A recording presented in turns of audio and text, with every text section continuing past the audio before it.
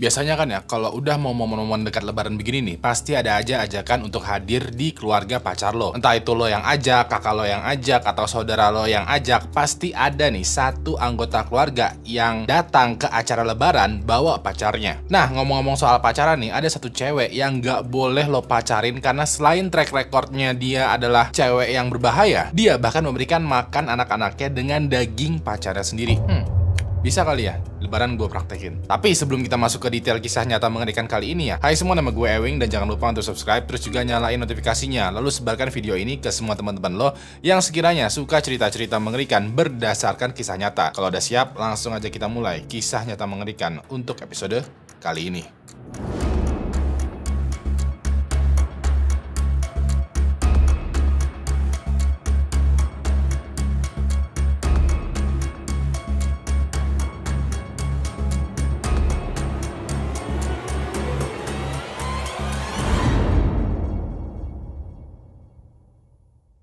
Pada tahun 1974 di Australia ada seorang pria yang bernama David yang menikah dengan seorang wanita yang kita sebut saja Fulana. Setelah prosesi pernikahan selesai, mereka berdua langsung menuju ke malam pertama mereka. Seharusnya malam pertama sebagai suami dan istri itu menjadi satu malam yang tidak terlupakan. Di sini memang benar tidak terlupakan, tapi konteksnya beda. Pada malam pertama ketika David sedang tertidur, Fulana ini malah meniban David dan berusaha mencekiknya. David langsung kaget dan terbangun kayak, "What the heck?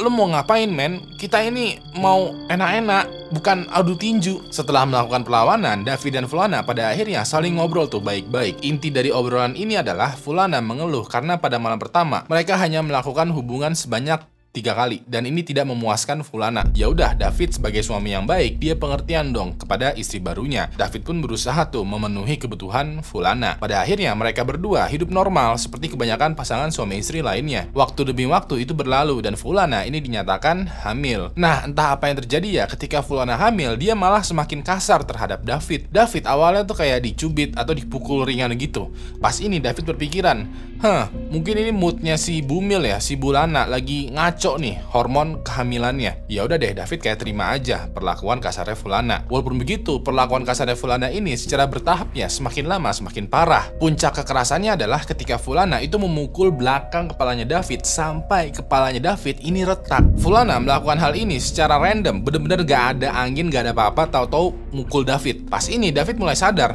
oh ini bukan hormon kehamilan nih.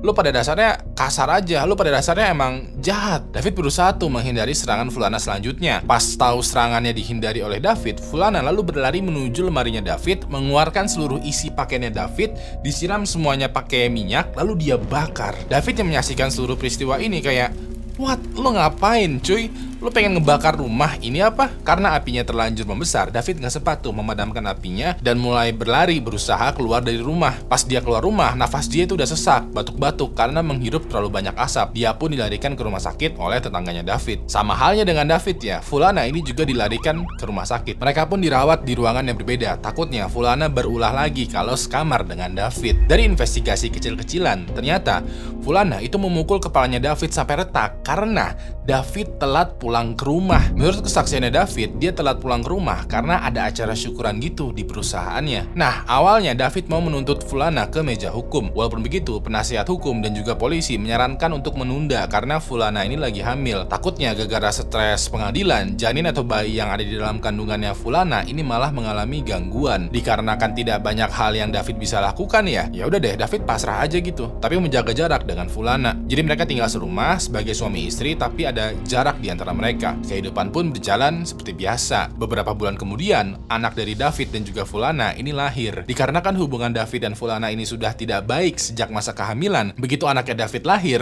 dia meninggalkan Fulana demi wanita lain. David kayak, "Oke, lo udah gak hamil kan? Lo udah lahiran kan? Gue cabut ya." Peristiwa ini membuat Fulana itu terpukul banget. Dia baru aja melahirkan, suaminya meninggalkan dirinya demi wanita lain. Alhasil, Fulana pun mengalami gangguan kejiwaan. Sempat dia beberapa kali istri menyakiti anaknya yang baru lahir. Sempat juga dia melukai orang-orang random yang di sekitaran rumahnya tanpa alasan yang jelas. Fulana pada akhirnya ditahan polisi dan pengadilan memutuskan untuk memasukkan Fulana ke rumah sakit jiwa. Lalu pada tanggal 9 Agustus tahun 1976, Fulana akhirnya dikeluarkan tuh dari rumah sakit jiwa. Pada saat itu dia memutuskan untuk pindah dan tinggal bersama orang tuanya di kota Aberdeen, Australia. Di momen ini juga Fulana berusaha menata ulang hidupnya dan pada saat itu dia mendapatkan pekerjaan sebagai tukang potong daging di kotanya. Hidupnya pun lagi-lagi normal untuk Fulana, orang tuanya dan juga anaknya Fulana. Karena kehidupannya berjalan normal, Fulana pada akhirnya bisa tuh menabung dan tinggal sendiri, hidup mandiri di apartemen yang sederhana. Lalu pada tahun 1986, ketika Fulana ini sedang bekerja, dia bertemu dengan seorang pria yang bernama Saunders. Mereka berdua tuh saling suka dan ujung-ujungnya Saunders pindah dan tinggal bareng bersama Fulana di apartemennya Fulana. Nah, menurut kesaksiannya Saunders ya, ketika mereka berpacaran, Fulana orangnya ini cemburuan banget. Fulana ini sempat menuduh Saunders bahwa Saunders ini tuh tukang selingkuh. Padahal selama berhubungan dengan Fulana, Saunders tidak pernah selingkuh. Karena tuduhannya ini dirasa seperti bukan tuduhan ya, melainkan kayak fitnah, mereka jadinya sering berantem, sering berdebat. Karena mereka sering berantem tapi masih juga saling berhubungan, ujung-ujungnya hubungannya mereka menjadi toksik. Walaupun begitu, walaupun hubungan mereka toksik, pada bulan Juni tahun 1988, mereka berdua dikaruniai seorang anak perempuan yang mereka beri nama Sarah. Pada saat kelahiran Sarah, Fulana memaksa Saunders untuk dibelikan rumah. Fulana juga meminta untuk menghias rumah barunya ini dengan berbagai macam kulit binatang, tengkorak, tanduk, perangkap, jaket kulit, sepatu boot, parang, dan garpu lumput. Bisa dibilang ya, Fulana ingin rumah barunya ini itu terkesan creepy. Nah, permintaannya Fulana ini emang agak aneh, cuman karena Saunders sudah terlanjur sayang ya mau nggak mau dia mengabulkan permintaan Fulana. Hubungan Saunders dan Fulana seperti yang gue bilang tadi ya, ini kan toksik nih. Mereka sering berantem tapi juga saling sayang dan juga nggak mau saling pisah. Jadinya berantem baikan terus. Berantemnya ini bukan berantem kecil loh, tapi berantem hebat di mana mereka saling teriak-teriak atau adu bacot satu sama lain. Nah, puncak dari ketoksikan hubungan mereka adalah seperti ini nih. Pada hari itu ya, Saunders tidak tahan lagi dengan kelakuannya Fulana. Setelah pertengkaran adu bacot yang hebat, Fulana langsung meludahi wajah Saunders dan menusuk perut Saunders dengan gunting. Saunders yang terluka ini langsung kabur dari rumah untuk menyelamatkan diri. Pada saat itu, dia langsung pergi tuh ke rumah sakit. Untuk beberapa hari ke depan, dia dirawat dan setelah keluar dari rumah sakit, dia ngungsi dulu di rumah temannya. Begitu keadaan sudah stabil, Saunders balik lagi tuh ke rumah yang penuh dengan dekorasi yang aneh. Dari depan rumahnya aja, Saunders ini heran kayak, kok ini terasnya banyak banget pajangan yang creepy ya. Ini rumah yang gue beli sendiri loh. Emang sih rumahnya ini tuh buat pacar gue, tapi rumahnya ini tuh atas nama gue loh. Tapi kok ini rumahnya diubah sedemikian rupa sampai-sampai kelihatannya aneh begini. Nah, pada hari itu Saunders balik lagi dengan tujuan ingin bertemu dengan anaknya tadi, si Sarah, dan juga mengambil barang-barang miliknya. Rencananya dia adalah dia mau bawa anaknya dan juga barang-barangnya kabur dari Fulana. Pas masuk ke dalam rumah, pas Saunders nengok ke perabotan dan juga seisi rumah, dia notice bahwa semua barang miliknya ini udah nggak ada. Menurut info yang gue dapatkan, ternyata barang-barangnya Saunders ini sudah dibakar oleh Fulana. Pas itu Fulana bukannya memberikan kejelasan ya, tapi malah melapor polisi dan memfitnah Saunders kalau Saunders ini adalah orang jahat. Saunders pun ditangkap dan ditahan oleh polisi. Pada momen ini ya, Saunders merasa wah sial banget, merasa bete banget karena gue udah beliin rumah buat lo, sekarang gue malah difitnah dan diusir dari rumah gue sendiri. Walaupun begitu ya, walaupun Saunders mengalami kejadian yang sial banget, dia kayak ikhlas gitu, kayak oke deh, ya udah deh, gue difitnah, diusir dari rumah gue sendiri, anak gue diambil, nggak apa-apa deh. Kalau itu adalah harga yang mesti gue bayar untuk menjauh dari Fulana, gue gak keberatan. Hubungan Saunders dan Fulana pun berakhir begitu saja. Lalu pada tahun 1995, Fulana lagi-lagi bertemu dengan seorang pria, seorang duda. Kali ini pria yang dia temui bernama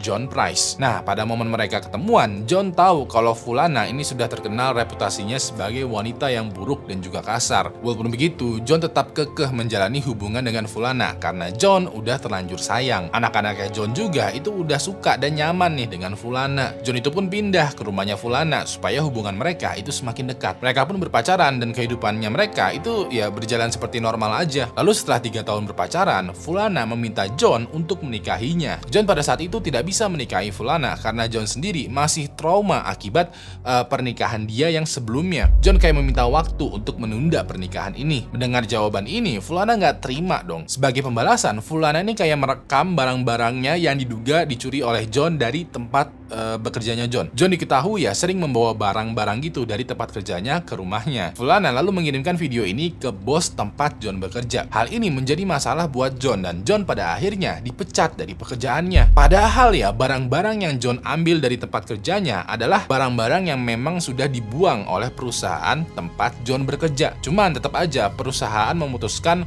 bahwa hal yang dilakukan John itu tidak etis dan pada akhirnya memecat John. Pada hari yang sama juga, Fulana dengan sengaja membuat keributan di rumah. Hasil dari keributan ini adalah John pada saat itu ditendang, diusir keluar dari rumahnya Fulana. Peristiwa ini dilihat oleh tetangganya Fulana dan menjadikan John itu kayak dipandang sebelah mata. Beberapa hari selanjutnya, John kayak memberikan klarifikasi gitu kepada teman-temannya, tetangganya, dan juga mantan bosnya. Dia bercerita bahwa dia beberapa tahun terakhir itu mengalami KDRT ketika tinggal di rumahnya Fulana. Selain itu juga, John meminta maaf kepada bosnya karena banyak dari permasalahan di tempat kerja itu bersumber dari hubungan dia dengan Fulana. Hasil dari klarifikasinya ini adalah para teman dan koleganya ini menyarankan John agar meninggalkan Fulana. John pengen melakukan hal itu, tapi anak-anaknya John ini udah terlanjur nyaman dengan Fulana. Bisa dibilang ribet nih kondisinya. John pengen putus, tapi ya anak-anaknya udah terlanjur sayang sama Fulana. 3 bulan kemudian setelah John mendapatkan pekerjaan baru, setelah John memperbaiki situasi hidupnya, dia memutuskan untuk balikan lagi dong dengan Fulana. Fulana pada saat itu menerima John kembali dan mereka berdua berusaha lagi tuh hidup normal. Lalu pada tanggal 1 Maret tahun 2000, bos tempat John bekerja ini kayak merasa curiga, kayak kok tumben nih John belum masuk kantor. John ini terkenal sebagai karyawan yang teladan, yang nggak pernah ambil cuti, nggak pernah sakit, dan selalu masuk tepat waktu. Pas hari ini doang, John nggak masuk kantor dan nggak ada kabar sama sekali. Ketika bosnya lagi mengira-ngira, dia teringat dengan voice note yang John kirimkan kemarin malam. Isi voice note-nya itu seperti ini. Jika besok aku tidak masuk kantor,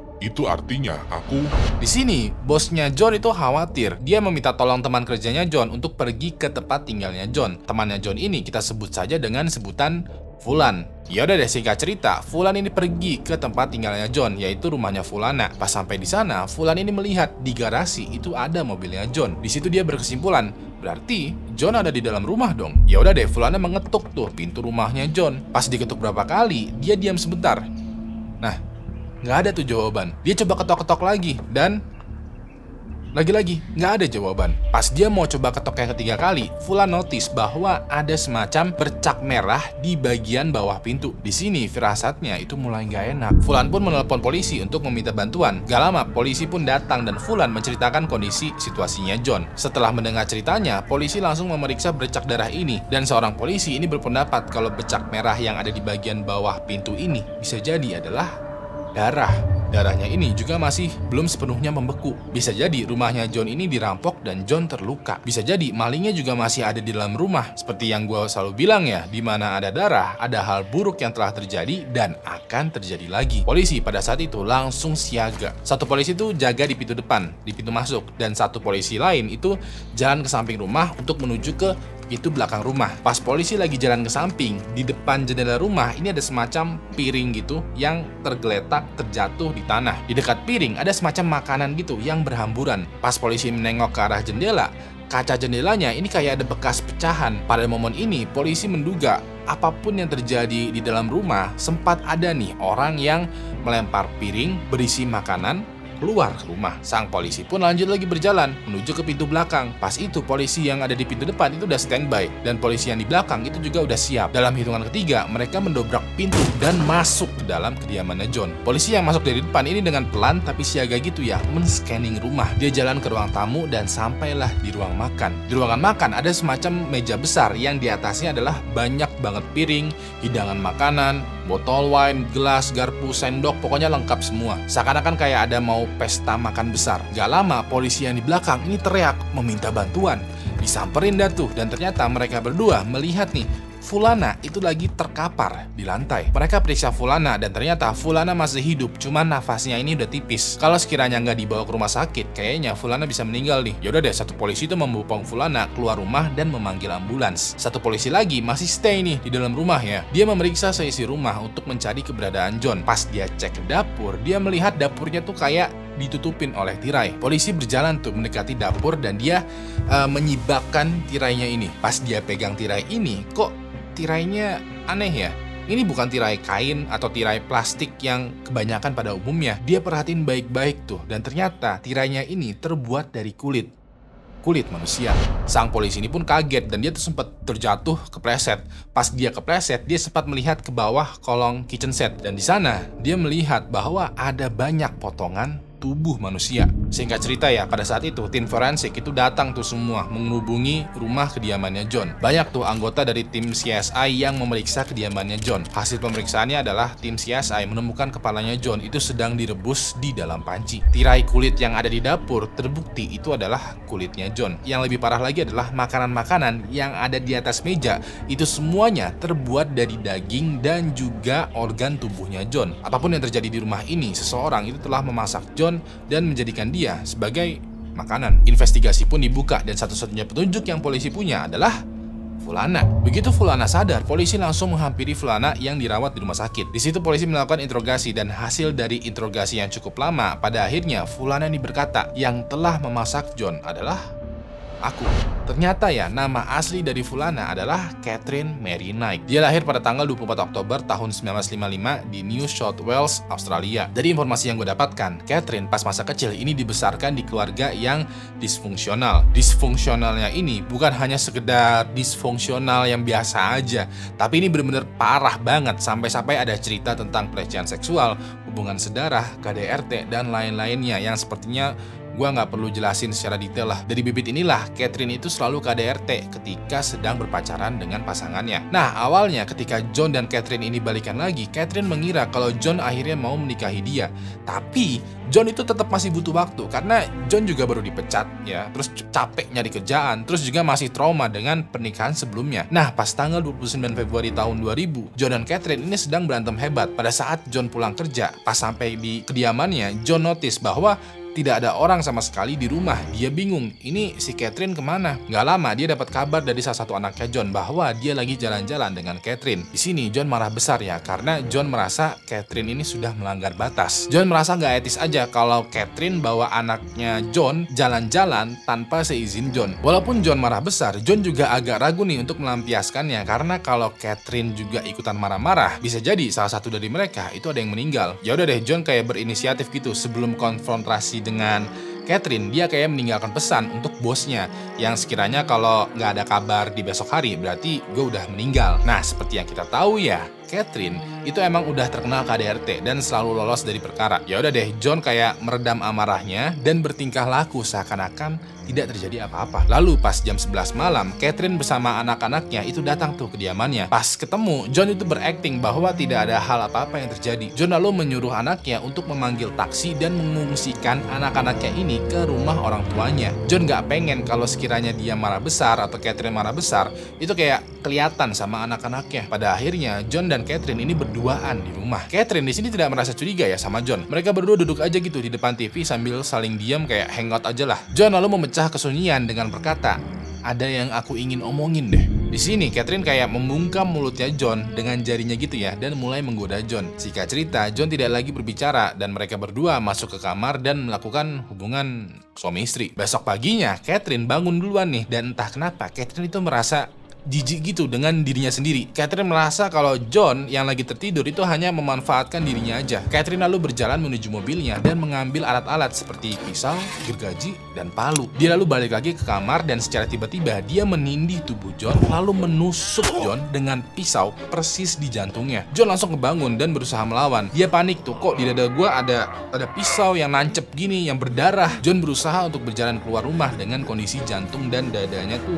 wah penuh darah, bolong lah. Pas dia mau buka pintu depan rumahnya, John ini terjatuh karena kehabisan banyak darah. Dari belakang, Catherine dengan sekali sabetan langsung menarik John masuk kembali dan menutup pintu rumahnya. John yang sudah meninggal ini langsung dipenggal kepalanya dan dikulitin oleh Catherine. Kulitnya John ini Catherine gantung dijadikan tirai ya untuk menutupi dapurnya Catherine. Catherine lalu langsung memenggal kepalanya John, memotong tubuhnya John dan mengeluarkan organ-organ tubuhnya John. Daging-daging yang ada di tubuhnya John ini dia potong gitu, lalu dia tumis dan dijadikan semacam hidangan dengan steak. Kepalanya John dia masukkan ke dalam panci dan Catherine rebus menggunakan wortel, kentang, seleri, dan sayuran lainnya. Pada saat itu, Catherine dengan rajinnya itu memasak seluruh tubuhnya John. Begitu masakannya udah selesai, Catherine itu menghidangkan makanannya ini di meja makan. Dia siapkan 3 piring dan setiap piringnya itu ada kertas yang bertulis namanya dan nama kedua anaknya John. Yap, pada momen itu, Catherine ingin memberikan makan anaknya John ini daging dari bapaknya. Pas Catherine lagi menunggu kedatangan anaknya John, Catherine cobain tuh, icip-icip